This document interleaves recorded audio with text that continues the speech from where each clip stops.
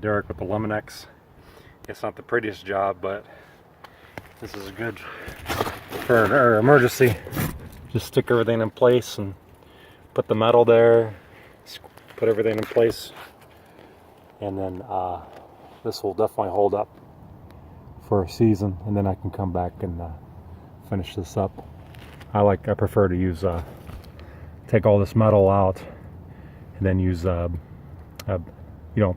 packing material and then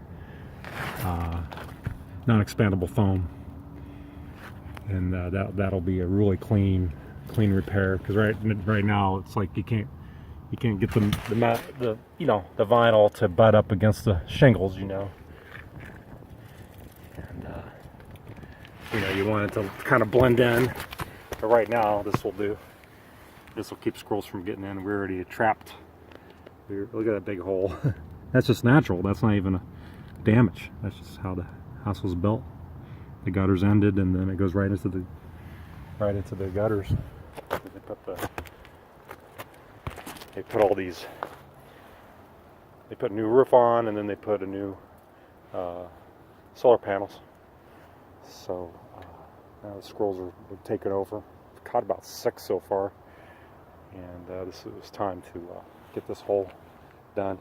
For some reason, if there happened to be a squirrel in there right now, I'll have to put a trap in the attic. I'll have to figure it out from now, but we don't want any more squirrels to come in. It's going to be a big rain the next couple days.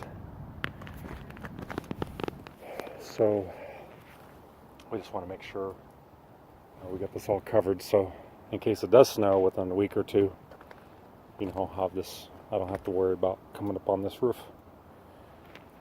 All right, Derek with the Eliminex, thank you.